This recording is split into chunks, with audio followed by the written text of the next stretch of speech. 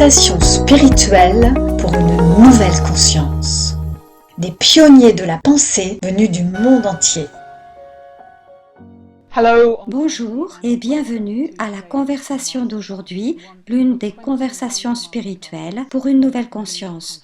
Une nouvelle série qui explore de nouvelles façons de penser, d'être et d'agir dans le monde d'aujourd'hui qui change à toute vitesse. Bien sûr, nous faisons de notre mieux pour observer les règles sanitaires qui visent à nous protéger physiquement. But are we equally attentive to the spiritual laws that operate to help us feel calm? Mais sommes-nous également attentifs aux lois spirituelles en œuvre qui aident à nous sentir protégés et en sécurité intérieurement?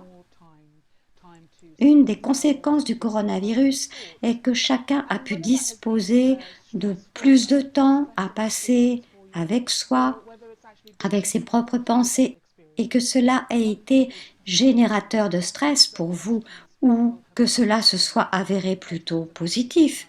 Une chose est sûre, c'est que de nouvelles questions se sont posées, peut-être sur votre façon de vivre avant le confinement, peut-être sur des changements que vous voudriez opérer dans votre vie.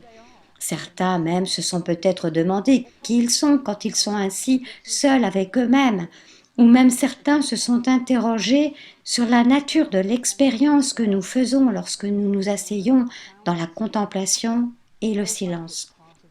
L'expérience très belle et profonde de retrouver des ressources qui semblent faire partie de nous, mais aussi peut-être découvrir une autre source d'énergie à laquelle nous pouvons puiser. Et c'est là notre thème pour aujourd'hui. Nous allons nous intéresser au véritable soutien, la source éternelle. Tous ceux qui participent à cette série sont des étudiants et des professeurs de l'Université spirituelle internationale des Brahma Kumaris, qui, comme son nom le suggère, est une université pour l'esprit, un endroit pour se comprendre, comprendre l'âme. Cette organisation compte des centres dans plus de 110 pays à travers le monde et est présente dans bien d'autres pays encore, sous d'autres formes. Fondée en Inde en 1936 à travers une série de visions et d'enseignements expérimentés comme venant d'au-delà, par le fondateur d'origine, Brahma Baba, qui a très vite décidé de donner aux femmes une place prépondérante, les Brahma Kumaris, littéralement les filles de Brahma, constituent la plus grande organisation spirituelle au monde dirigée par des femmes. Les enseignements spirituels semblaient à l'époque tout à fait pertinents et paraissent maintenant aussi convenir à merveille à la période que nous traversons, une période de changement rapide et profond. Aujourd'hui, nous allons nous plonger en profondeur dans le divin. Il est évident que nous devions aborder ce sujet, puisqu'au cours de ces interviews, nous avons déjà examiné des questions comme comprendre le soi, comment emporter le soi dans une très belle expérience et là où nous pouvons ressentir les qualités originelles du soi, ces qualités de paix, d'amour, de bonheur et même de félicité. But research has consistently shown that people do admit to having a sense of something greater than themselves. Mais la recherche a montré que les gens généralement admettent qu'ils ressentent quelque chose de plus grand, qu'il y a un pouvoir au-delà d'eux dont ils font l'expérience et que l'on appelle cela la source ou l'esprit qui nous guide, un ange gardien ou un être spirituel éternel qui nous guide et nous protège. De quoi s'agit-il exactement? What exactly is that? So today we want to really look into that question and try and answer for ourselves what that means to us. Aujourd'hui, nous voulons examiner cette question et voir ce que cela veut dire pour nous. Notre guide aujourd'hui a beaucoup cheminé pour créer une nouvelle conscience. Je vous présente Charles Hogg, australien de Sydney. Il est le coordinateur national des Brahma Kumaris. Il coordonne le travail d'une quarantaine de centres de méditation. Charlie voyage dans le monde entier, anime des conférences un peu partout et partage des points de vue profonds sur ses expériences. Charlie était en fait un des premiers occidentaux à rencontrer les Brahma Kumaris en 1975, alors qu'il voyageait en Asie, au Moyen-Orient et en Europe, à Londres. C'est là qu'il a rencontré une personnalité très puissante, une yogi, Brahma Kumari, depuis le tout début, en 1936-37, appelée Daddy Janki. Elle est ensuite devenue la directrice des Brahma Kumari jusqu'à ce qu'elle nous quitte à l'âge de 104 ans en mars 2020, très récemment donc. Charlie, bienvenue et merci d'être avec nous aujourd'hui. Merci Philippa, c'est vraiment un plaisir d'être avec vous. Ça a dû être une rencontre très étrange avec Daddy Janki. Elle n'avait jamais quitté l'Inde avant. C'était son premier voyage à l'étranger. C'est la première fois qu'elle rencontrait des Occidentaux. Et en plus, elle était restée dans le silence pendant un certain temps. Et elle a rencontré tout d'un coup ces espèces de hippies occidentaux qui lui posaient tout un tas de questions. Quelle a été l'expérience de votre rencontre avec Daddy Janki?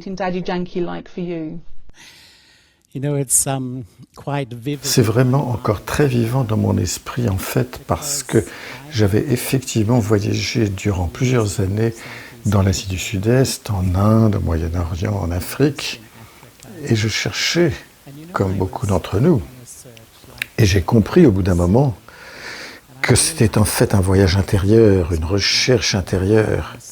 J'ai vécu avec des hindous, des bouddhistes, avec des yogis, des musulmans pendant le ramadan, avec des chrétiens.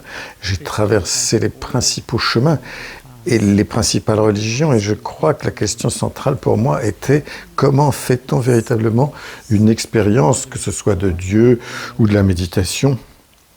Mais comment faire l'expérience? Et lorsque j'ai vu Daddy Janki, immédiatement, j'ai pu voir sur son visage qu'elle en faisait l'expérience. Il émanait quelque chose d'elle, de ses yeux, de son visage, et ça m'a vraiment touché. C'était un message pour moi. Et je me suis dit, je veux vraiment arriver à cela.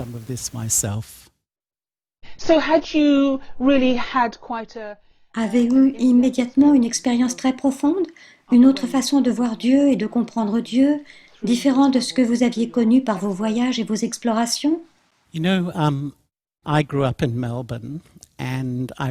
suis né et j'ai grandi à Melbourne. Nous n'étions pas vraiment religieux, mais j'ai fait ma confirmation quand j'avais 12 ans. Et je me souviens que mes parents m'ont alors demandé ce que j'avais appris. Et c'est là que j'ai annoncé à ma famille, je crois que je suis un athée.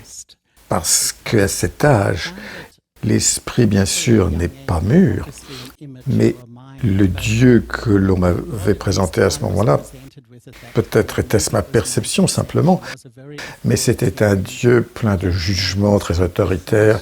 Je n'arrivais pas à trouver des atomes crochus avec ce Dieu-là. Mais ensuite, lorsque j'ai voyagé dans le monde et j'ai vécu dans toutes sortes de communautés religieuses, j'ai commencé à me dire que j'étais vraiment devenu un agnostique.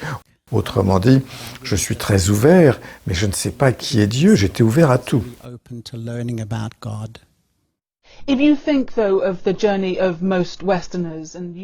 Quand vous observez le cheminement de la plupart des Occidentaux et que vous voyez leur histoire en Europe, cette recherche de Dieu a surtout été source de conflits. Et parce que beaucoup de gens y ont perdu la vie, quand on regarde l'histoire, notamment en Europe, il semble assez normal d'avoir une certaine réticence à aborder cette question de Dieu. Ce n'est pas véritablement un sujet très agréable à explorer, et en plus, on a vraiment l'impression que l'on ne peut pas parler ouvertement de ce que l'on ressent sur ce genre de cheminement. Yes, it's probably the biggest question in history, really. And I remember once I was in Bombay. Oui, effectivement, c'est probablement la plus grande question dans toute l'histoire. Je me souviens une fois, j'étais à Bombay, un enseignant religieux m'a dit que à peu près 75% de toutes les guerres étaient provoquées par des questions religieuses.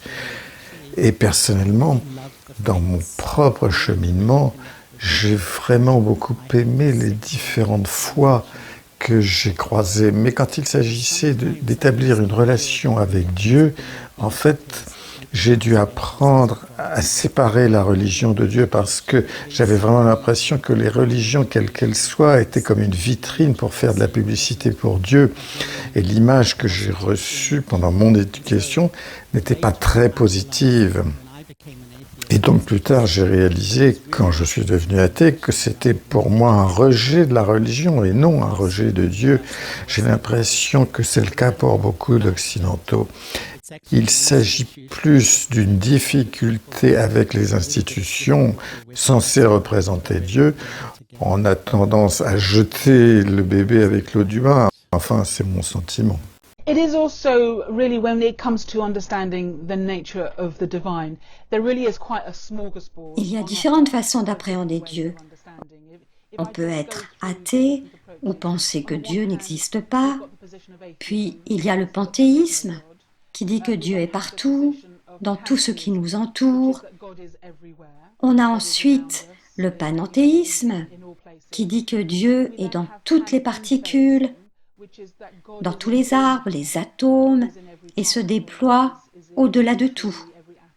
Ensuite, il y a différentes idées qui tournent autour du monothéisme, qui disent que Dieu est amour, que Dieu est lumière, qu'il est empli de connaissances, qu'il sait tout, et qui est aussi celui qui fait en sorte que tout arrive et qui intervient dans l'activité humaine.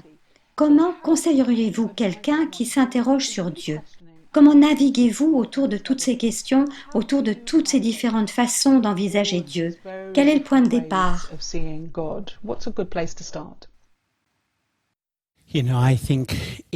Je crois que tout le monde est sur son propre cheminement et d'une certaine façon, ma propre expérience est assez typique parce que j'ai commencé athée, puis en voyageant, je suis devenu agnostique, mais j'étais très ouvert. Et en même temps, j'étais très troublé dans la confusion par tout ce que je voyais. Ensuite, c'est véritablement lorsque je suis arrivé à Londres, je voulais méditer, pratiquer quelque chose, et dans ma méditation, j'ai eu une expérience incroyable de connexion avec Dieu, avec le divin. Et j'ai eu l'impression que j'étais complètement absorbé dans la pureté, dans l'amour, quelque chose que je ne peux pas décrire.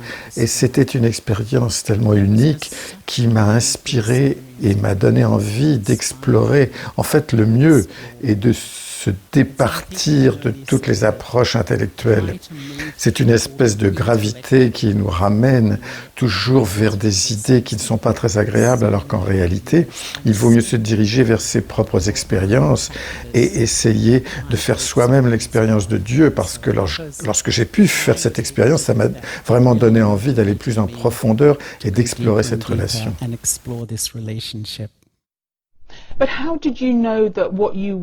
Mais comment avez-vous su que ce dont vous faisiez l'expérience était véritablement le divin et pas simplement un aspect de votre conscience la plus élevée, pas seulement un ange gardien ou votre mère ou une personne décédée qui regarderait de l'au-delà? Comment avez-vous su que vous étiez vraiment en train de vous relier à la source divine?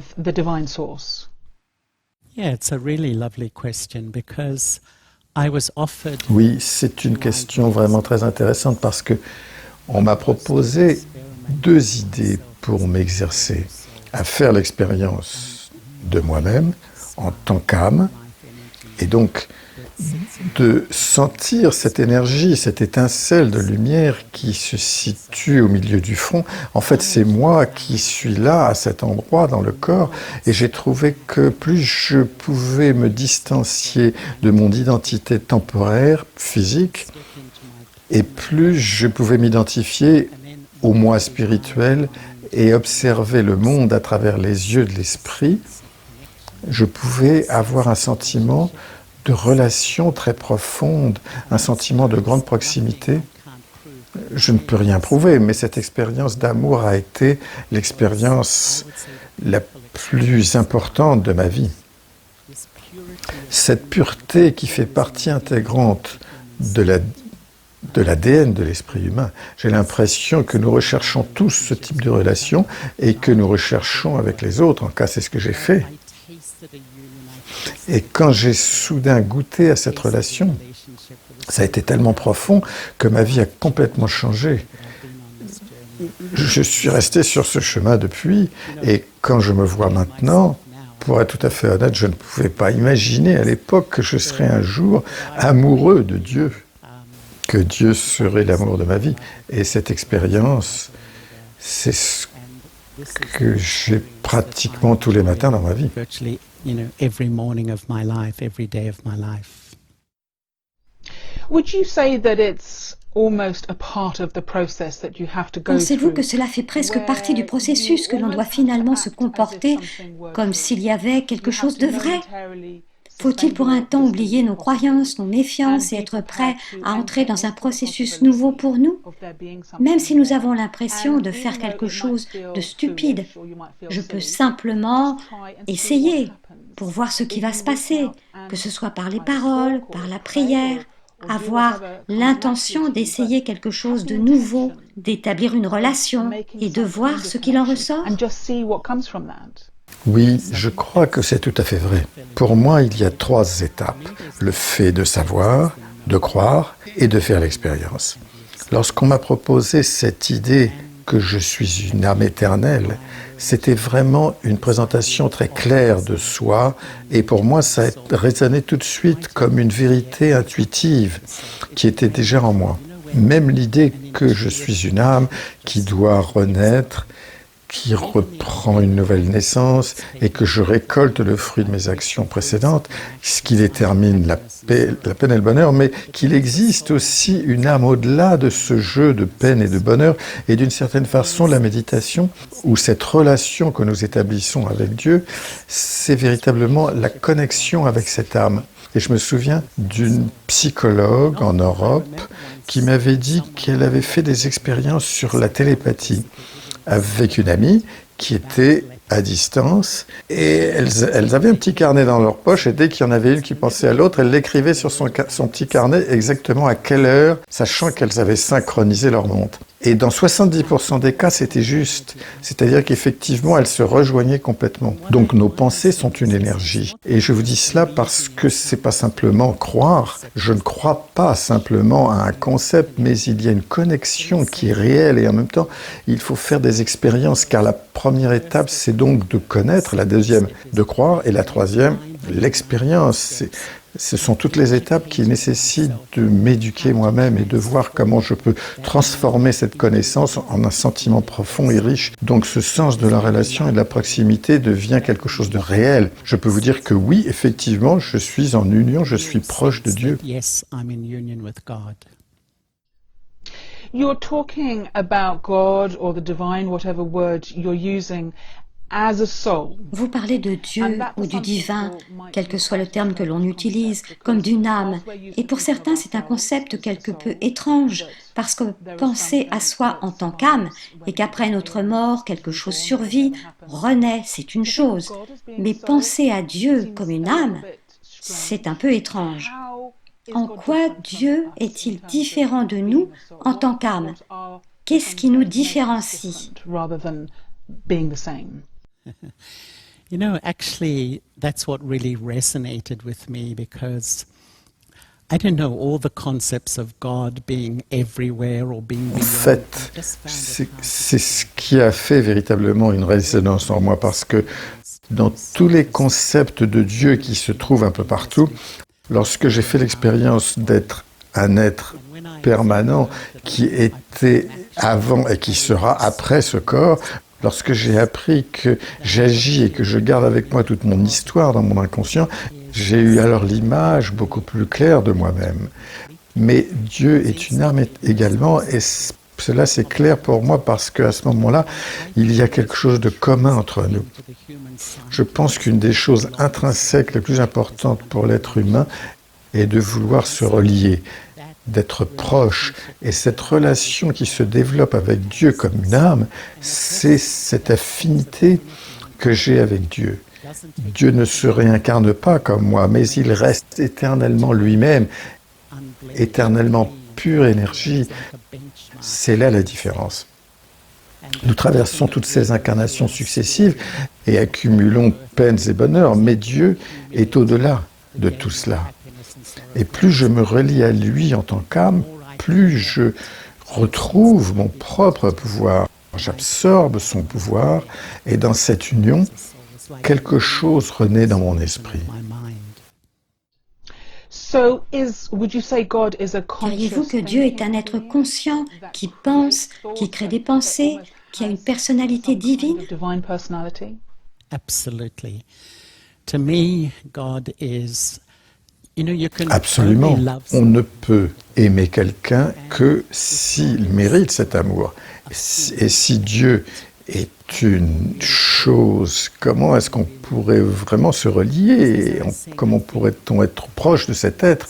Parce que pour l'esprit humain, les relations sont tellement importantes et intrinsèques à la qualité de notre vie. Elles déterminent la qualité de notre vie. À notre époque, les relations sont un défi permanent pour toutes sortes de raisons. Mais oui, là, j'ai une relation qui est bien réelle et vivante. absolutely real. So in some ways I'm getting this sense as you're speaking of a bit like the role that the sun plays in our En universe. vous écoutant, je refais le lien avec le rôle que joue le Soleil dans notre univers, c'est-à-dire qu'il est là où il est, tout bouge autour de lui et change constamment, et donc pour vous, le divin est le point qui ne change pas, alors que tout bouge autour de lui. Absolutely. And that also, I suppose we're all Absolument. on our own. Je suppose que nous sommes tous sur notre propre cheminement, mais pour moi, lorsque j'ai décidé de déterminer ma vie sur la base de cette relation, même si le monde autour de moi change, je peux garder ma stabilité et tout particulièrement en ce moment avec ce qui se passe, et je constate que si quelqu'un attache son cœur à quelque chose de temporaire, il connaît alors la peur de perdre, la peur du changement. Et d'une certaine façon, la spiritualité, c'est explorer une relation avec moi-même en tant qu'âme éternelle et une relation avec Dieu qui est l'âme suprême. Et quels que soient les changements dans la vie, cet être et du coup cette relation reste constant et éternellement. Donc pour moi, c'est comme une plateforme, une base sur laquelle je peux construire une vie stable alors que le monde autour de moi change du tout au tout.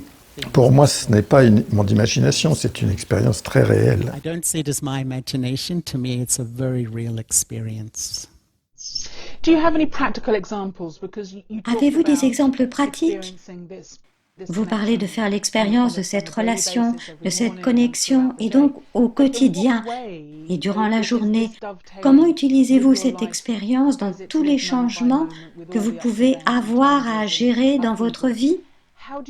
Comment vous êtes-elle dans la vie de tous les jours? Yes, and I think Oui, that's c'est là justement que l'on voit que cela fonctionne, parce que jusqu'à il n'y a pas tellement longtemps, je disais je médite. Et méditer, c'est se concentrer sur Dieu. Mais maintenant, au lieu d'utiliser le mot concentration, j'utilise le mot souvenir. Pourquoi? Parce que pour beaucoup, la méditation semble quelque chose de difficile, parce que on essaie de forcer son esprit dans une certaine position, mais la chose la plus naturelle dans la conscience humaine, c'est de se souvenir. Et ce que je suis en train d'explorer, c'est que quand on se souvient de Dieu, il y a cette lumière très belle qui jaillit, et dans cette lumière, il y a un océan illimité d'amour, de paix, de pureté et de vérité. Et lorsque l'on se relie à cette source, on est immédiatement influencé, et c'est comme si on se chargeait de cette énergie, on s'approprie cette énergie dans l'espace sacré de notre esprit. Et donc, tout en avançant dans la vie, on a avec soi ces sentiments. Et de même, si je me souviens d'un membre de ma famille, immédiatement je suis connecté à cette personne, et si la relation est bonne, alors je me sens bien. Et donc, dans l'espace sacré de mon esprit, je vais m'imprégner de ces bons sentiments. Mais s'il y a un conflit dans cette relation, alors à ce moment-là, je vais me charger de toute cette énergie négative, quelque chose de très inconfortable qui me met mal à l'aise. Et ce que je vois, c'est que si mon intellect revient en permanence à cette relation, il se charge d'une vibration limitée et pas très élevée, ce qui fait que je ne me sens pas très bien. Alors que si je conserve avec moi le fil subtil de ma relation avec l'être vivant comme mon ami, l'amour de ma vie, plus je le fais, plus je reste dans cette sphère d'influence, même si je continue à vivre ma vie tous les jours, avec tous les aléas de la vie. Si je ne me sens pas bien, si je me sens un peu anxieux, si je me sens mal à l'aise, en fait la question à se poser c'est mais de quoi étais-je en train de me souvenir ? Où ai-je branché le fil subtil de mon intellect ? Ce que j'ai appris ici, c'est que si j'apprends à me connecter à l'être divin, Dieu, tout en continuant à avancer dans ma vie, je reste sous cette influence. Et je conserve avec moi tous les très beaux sentiments élevés dans l'espace sacré de mon esprit. Et ce, quoi qu'il arrive autour de moi. Et ce n'est pas quelque chose d'égoïste parce que, comme vous le savez, plus vous êtes bien vous-même, plus vous diffusez autour de vous un parfum et une vibration qui sont très positives et qui profitent à tous. C'est vraiment très intéressant, cette analogie de penser à quelqu'un et de sentir son énergie. Et vous dites que l'on peut le faire avec Dieu, qu'il y a cette vibration, cette énergie, et que l'on peut y accéder facilement. Je pense que beaucoup de gens, surtout ceux qui ont grandi dans une tradition religieuse où la relation avec Dieu se fait toujours en passant par des intermédiaires, que ce soit un gourou ou un saint ou une personne qui soit élevée, on se dit souvent « c'est très bien pour eux d'avoir ces expériences, mais ce n'est pas pour moi car je ne suis qu'un pauvre mortel ». Mais là, vous dites qu'en fait, tout le monde peut se relier. Anybody can. And, you know, I remember one. Effectivement, tout le monde peut se relier. Je me souviens une fois, j'étais dans un temple et j'observais la nature humaine où l'on voit l'image de Dieu. Oh Dieu, tu es tellement grand et je suis tellement petit. Cette totale absence de respect de soi, je m'en étais si profondément imprégné avec ce sentiment d'infériorité par rapport à Dieu. Et je me disais, mais comment puis-je avoir véritablement une relation avec l'être divin ? Mais en fait, je m'aperçois que ce devrait être l'inverse. Toutes les religions disent que nous sommes les enfants de Dieu et un enfant a un droit. Et lorsque j'ai retrouvé ce respect de soi et que j'ai réalisé que c'était mon droit d'être directement face à Dieu, d'entretenir cette relation directe qui a un pouvoir de guérison incroyable, mon expérience est que même si l'on se sent vulnérable et faible, dès qu'il y a cette connexion réelle, la vie revient en vous. C'est comme une guérison immédiate du respect de soi qui se développe naturellement. Vous pouvez aller dans toutes les bibliothèques et vous verrez des milliers de livres traitant de la façon dont on peut retrouver le sens de notre propre être, mais la façon la plus puissante est de ressentir l'amour de Dieu directement. Et c'est une expérience étonnante et inutile de suivre une religion spécifique. J'ai simplement une relation naturelle et spirituelle de l'âme avec l'âme père et mère. With the parent soul. So this aspect of self-worth and self-respect Tout cet and aspect guilt, du respect de soi et de la dignité est lié à l'idée de la culpabilité et le sentiment que nous avons fait des choses pas belles dans notre vie et que nous ne sommes pas dignes, pas suffisamment bons. Cette idée de se dire « Pourquoi est-ce que Dieu s'intéresserait à moi ? Parce que regarde qui je suis moins que rien. » En fait, on peut dépasser tout cela si on persiste dans l'expérience de la relation avec Dieu. Absolutely. And you know, one of Oui, absolument. L'une de mes plus grandes leçons est que j'ai eu une expérience dans les premiers jours où je faisais de la méditation, et j'ai vu comment je me voyais moi-même. C'était très clair. Et cette habitude très ancrée d'être critique et négatif vis-à-vis de moi est liée à la vision que nous avons de nous-mêmes, qui est liée au passé. J'ai une expérience que la vision de Dieu était différente. Et en fait, mon devoir était d'assimiler et de rejoindre cette vision parce que ce regard que Dieu pose sur moi est la réalité de ce que je suis. Alors que la vision que j'avais était temporaire et pour moi le plus grand obstacle qui nous empêche d'être proche de Dieu, c'est cette vision négative et critique, ce manque de respect de soi que nous avons, car alors je ne peux voir aucune qualité en moi. Ce sentiment d'infériorité ne me permet pas de faire l'expérience de la relation avec Dieu, ni de ressentir son amour, parce que je ne m'en sens pas digne, je ne me sens pas digne d'être aimé. Souvent je dis, si vous voulez explorer cette relation avec Dieu, éveillez-vous tôt le matin et restez dans le silence face à Dieu, cette très belle forme de lumière, et laissez-vous simplement aimer. C'est la sagesse. Observez où est-ce que moi je bloque cet amour. Je suis face à l'amour dans sa forme la plus parfaite, c'est réel, et pourtant je le bloque. Alors qu'avec la sagesse, j'observe à quel endroit je bloque cet amour et je peux enlever ces blocages, de sorte que cet amour peut opérer en moi une transformation magique. For many people, I think possibly the baby's been thrown out with the bathwater.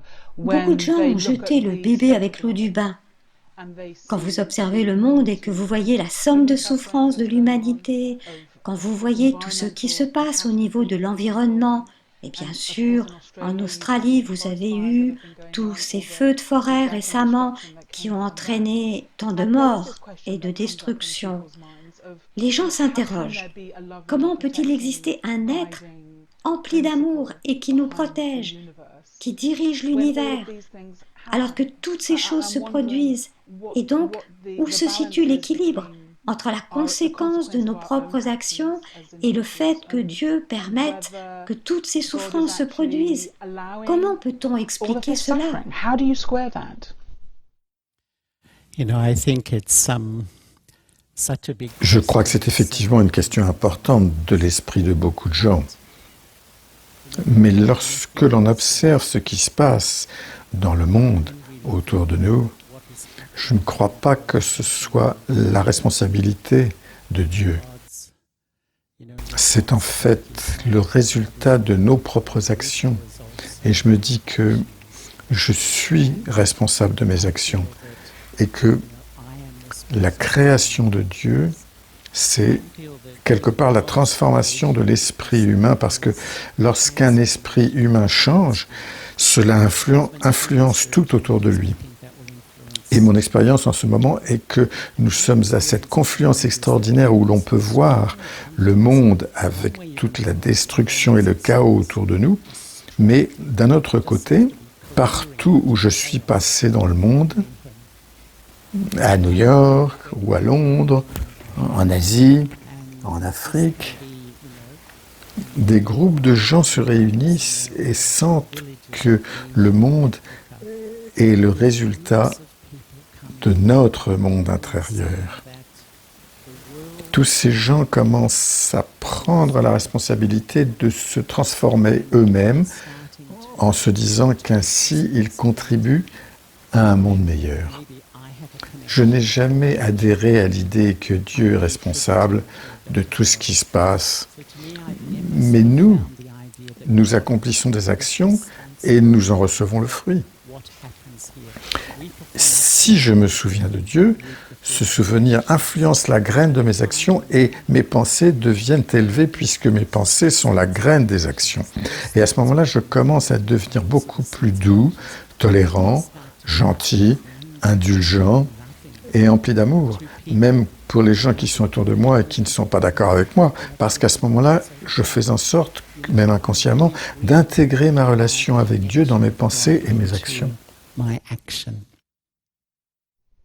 So if we extrapolate from what you're saying, this kind of breakdown that we're Si witnessing, nous extrapolons à partir de ce que vous nous dites, cet effondrement que nous observons de certaines structures dans nos sociétés, où tout le monde cherche quelque chose de nouveau, notre expérience du divin et la façon dont nous l'utilisons pour nous transformer, va entraîner le changement que notre cœur appelle?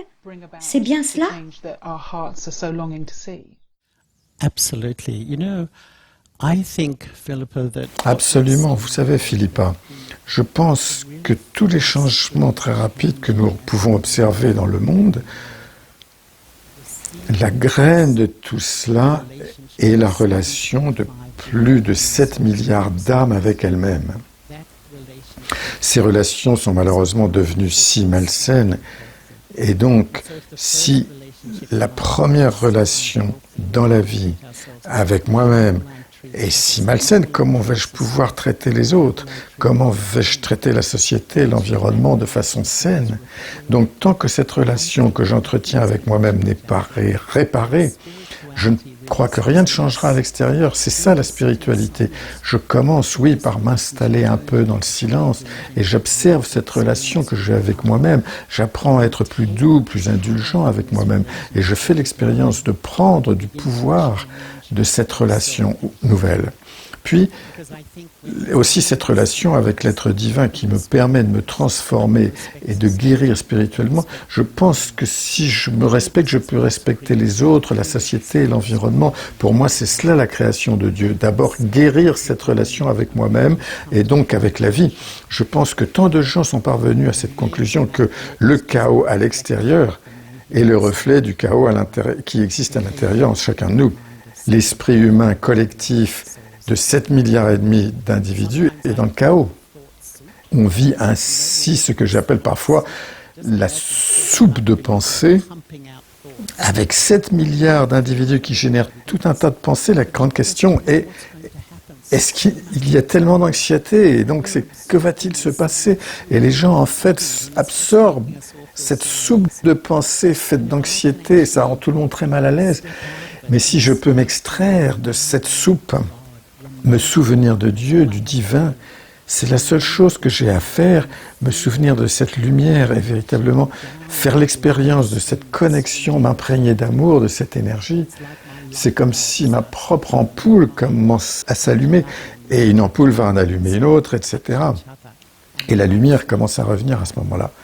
C'est vrai que nous observons que le monde va dans une certaine direction, mais en même temps, il semble qu'il y ait beaucoup de lumière. Il y a tant de gens, même le mois dernier, j'ai vu tant de gens qui se sont posés tellement de questions et qui ont commencé à explorer plus profondément ce qui se passe en eux, ce qu'ils doivent faire. Et ils sont de plus en plus ouverts à une relation avec Dieu. Est-ce que l'on peut dire, en voyant tout ce qui se passe en ce moment, qu'en fait, il faut vraiment toucher le fond pour atteindre un niveau où l'on est tellement désespéré que l'on commence à s'ouvrir à autre chose? Je me demande si cela peut être un message pour quelqu'un qui nous écoute.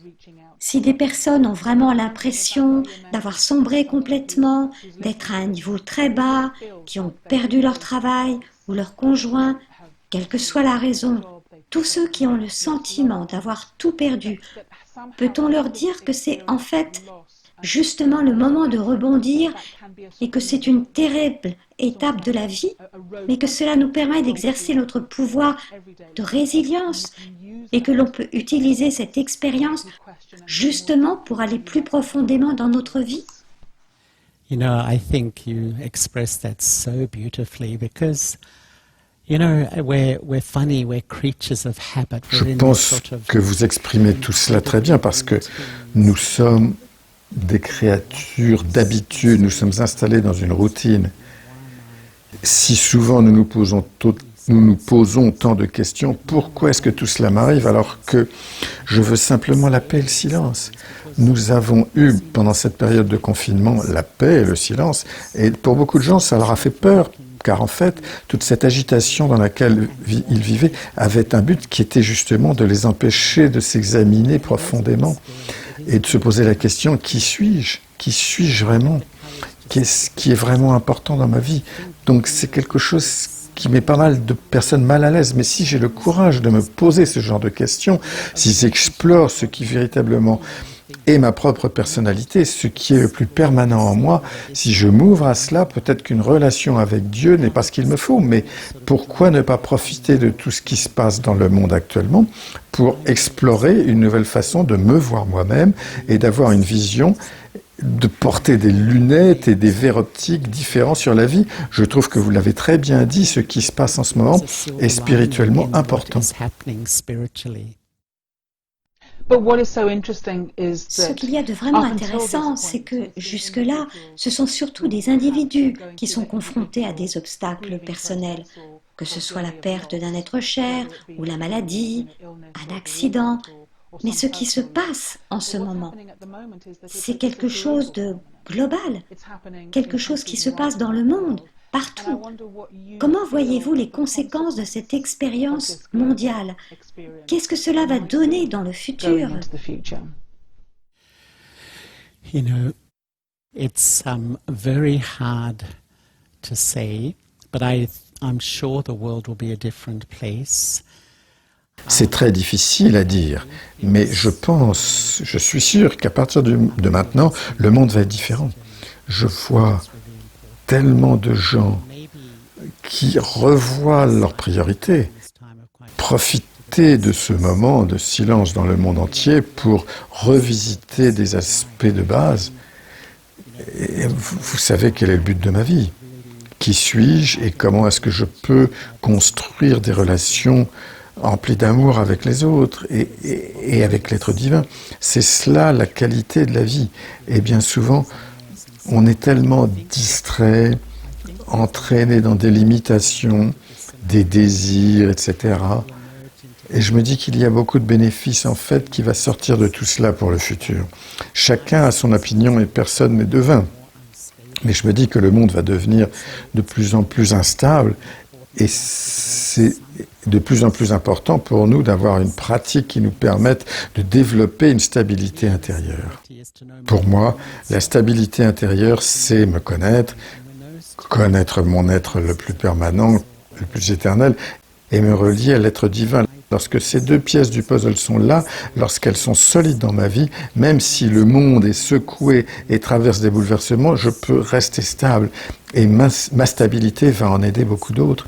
Ma stabilité, je n'ai rien à dire. Simplement, en faisant l'expérience de qui je suis, en me respectant, en entretenant cette relation emplie d'amour, je pense que si nous pouvons jouer ce rôle dans le futur, c'est quelque chose de très beau. C'est un très beau rôle à jouer dans la vie. I think it's a beautiful part to play in life. Well, that feels to me like the perfect point to just take a pause and actually go into. Je trouve que c'est le moment idéal pour faire une pause et pour aller dans l'expérience de ce dont vous parlez aujourd'hui. Cette idée d'avoir un rôle dans ce monde de changement et de savoir conserver une stabilité intérieure. Charlie, peut-être pourriez-vous conduire quelques moments de méditation pour clore notre conversation aujourd'hui? Ce serait vraiment parfait.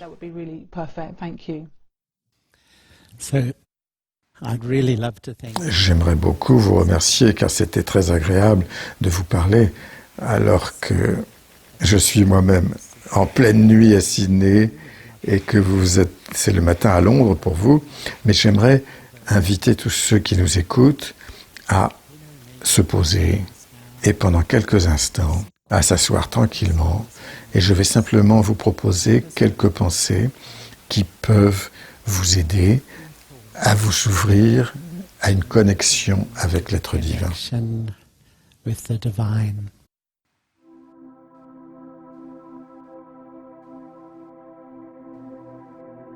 Let me sit quietly. Je m'installe confortablement.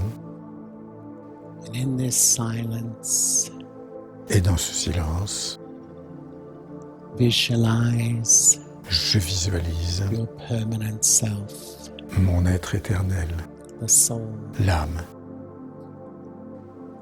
a tiny spark une étincelle minuscule of life energy d'énergie et de vie that sits in the front of the brain in the center of the forehead. installée au milieu du front, Just very gently très doucement. feel yourself withdrawing, Je sens que j'entre en moi, stepping back from all the labels your body represents. je m'éloigne de Your toutes les gender, étiquettes liées au corps, your nationality, ma nationalité, your ma profession, profession. and just feel yourself sitting so lightly in Je the sens forehead, une telle légèreté au milieu du front, beyond all the labels of your body. au-delà de toutes ces étiquettes. I, Moi, the peaceful L'âme. soul, empli de paix. just feel the speed of your mind Je ralentis cooling down, les pensées de mon esprit and this fragrance, et je sens ce parfum très doux, this incredibly sweet fragrance of a mind at rest, d'un esprit au repos, fills my inner world. qui remplit mon monde intérieur. And in this soul conscious state, Et dans cet état de conscience spirituelle, I come in front de of the conscience light d'âme, of the divine, je me place devant la lumière divine universelle. through the eye of your mind. Et à travers les yeux de mon esprit, Visualize a radiant jewel of light, je visualise une lumière très belle, the supreme soul, brillante, l'âme suprême, an unlimited une source source of peace, de paix of love, et d'amour of purity illimitée, and power. source de pureté et de pouvoir infini. Just focus naturally Je me concentre naturellement towards this beautiful light sur cette lumière très belle, and absorb your mind. mon esprit. J'absorbe cette lumière And allow yourself to be completely loved. je m'absorbe complètement dans cette expérience Just feel this divine love emanating, et je ressens cet amour divin radiating, qui entre en moi and feel it entering the core of your being. et m'emplit complètement. Become like a small child, so Je open. suis totalement ouvert comme un enfant. Feel this Je love sens cet amour healing me, qui me guérit caressing me. de l'intérieur. And the more I fill with this pure love, Et plus je sens cet amour pur, I feel so et still, plus je me sens calme, so silent. paisible, silencieux. I feel full. I have what I need. Je me sens empli. J'ai tout ce dont j'avais besoin. And my mind Et mon esprit feels like a sweet perfume of silence and love. est comme un doux parfum de silence et d'amour. And my mind radiates this Mon esprit diffuse cet amour to all my brothers and sisters in the vers world, tous les êtres de ma famille humaine, my human family, struggling with this present qui situation. sont en train de batailler, confrontés aux situations présentes. This connection Cette relation avec le divin is est une pensée away. It très really puissante. All I have to do is remember Et tout ce que j'ai à faire the radiant jewel, est de me souvenir the ocean of love. de cet océan d'amour. And as soon as I connect, Dès que je me connecte, that in, je baigne dans cet océan and everything is et okay. tout est à sa place, tout est bien.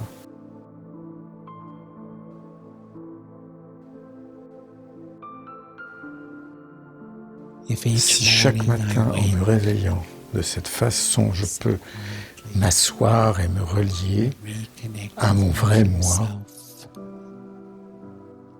and then et connect me with the connecter divine, ensuite avec l'énergie divine, just watch how your life changes. j'observerai la transformation dans ma vie.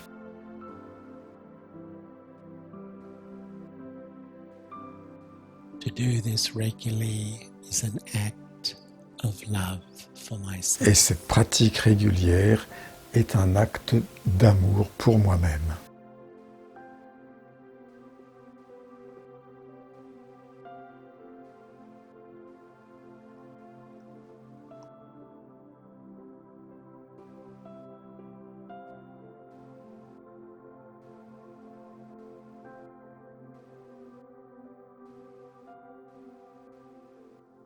Merci. Thank you.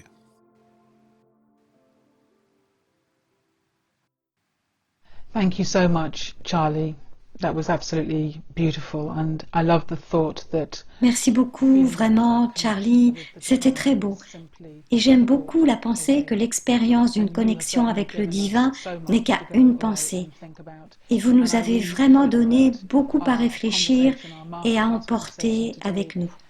J'espère que notre conversation d'aujourd'hui agira comme un catalyseur et vous aidera tous à continuer à approfondir, à explorer et expérimenter ce qui est possible lorsque nous avons cette intention, cette envie de nous ouvrir à ce qu'il y a pour moi dans ces moments difficiles pour nous tous.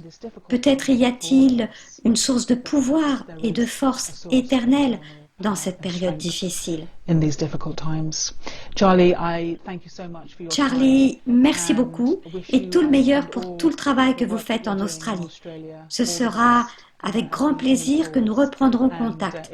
Mais pour l'instant, merci beaucoup.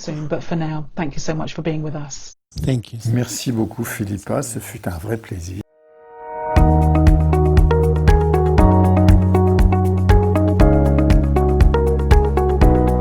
Conversation spirituelle pour une nouvelle conscience.